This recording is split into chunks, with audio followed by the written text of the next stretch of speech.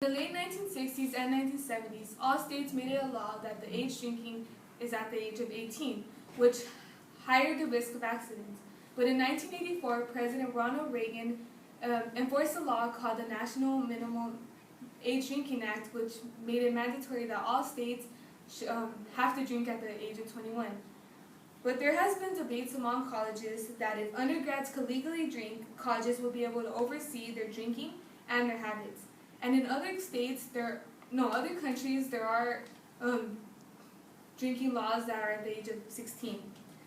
People who are under the age of 21 have probably been drunk once or many times, and it is important for them to understand the dangers of what alcohol can do to you.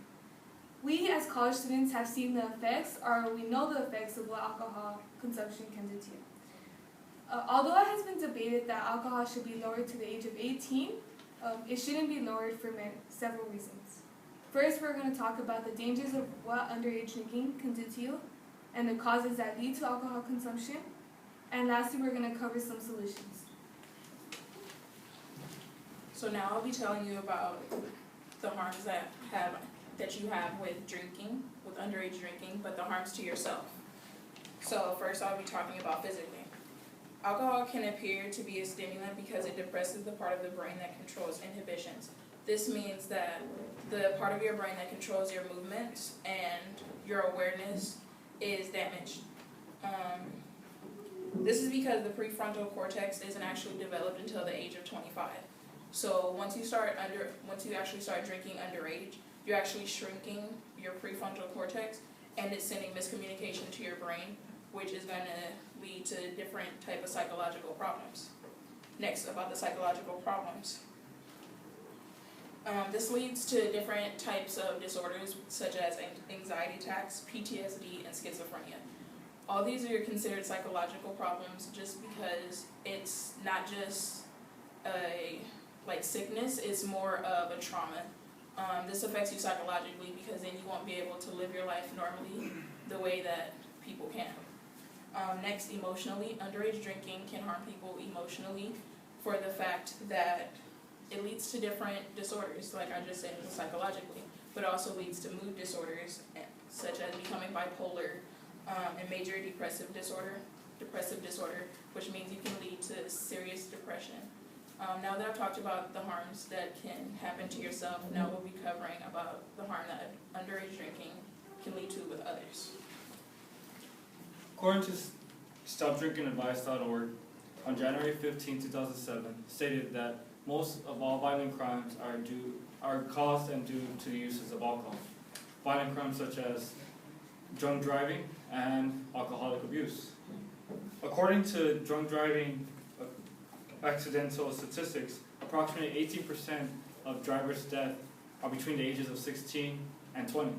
That means whoever attends a high school or a college party has a great risk of being in an incident while there's alcohol present. Incidents like Traffic Incidents News article on drunk driving incidents category on July 1st, 2013, Philip Ruiz Jr., 20 years old, was involved in a traffic collision when a wrong-way driver struck and killed his car. Officials say that the drunk driver was under the influence. Another way that alcohol could affect others is by alcohol abuse. Maybe a parent hitting his child while he's under the influence. Alcohol abuse as a risk, for example, abuse as a risk factor for consequences of child abuse. The parent history abuse section. Alcohol abuse approximately has 30% that people who are abused by their parents will abuse their children in the future. Now that we have gone over how alcohol can affect others, we are now going to go to the causes of alcohol. So one of the big reasons why underage teens drink is because of the media. The media influences them through movies and through music videos. One particular is the movie industry of Project X that was released in 2012. In that movie, people there are underage and they start drinking. They make it look fun, make it seem like it's not a big deal, which then would lead to us to want to experience for ourselves. The next reason is because of peer pressure. Peer pressure is when you see someone in your family member, one of your closest friends, to drink. They're drinking and they tell you to come drink and drink with them. Well, according to teens' problems with alcoholism, is that they want to fit in. They want to fit in with the group, with the crowd, so that's where they start drinking.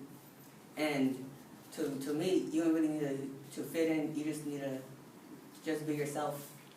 Thank you.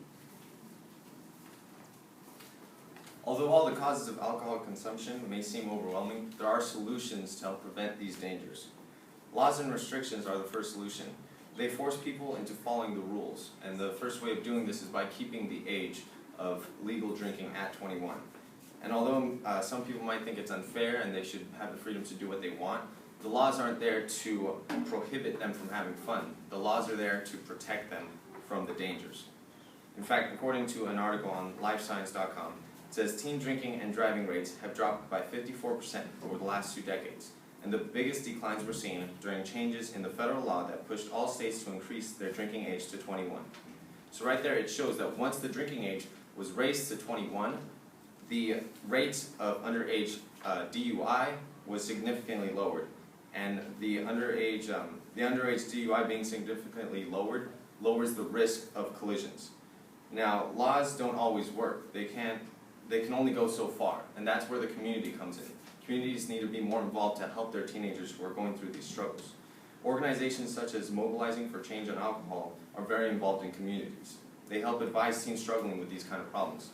There are also comprehensive interventions such as Project Northland, and they combine community, school, and family to help reduce the use of underage alcohol.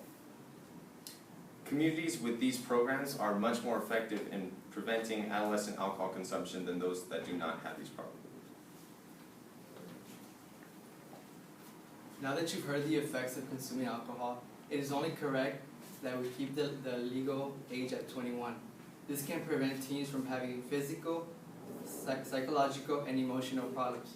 Let's not forget becoming a threat to the environment while you're intoxicated. We can see the cost of underage drinking through the media, peer pressure, and personal problems.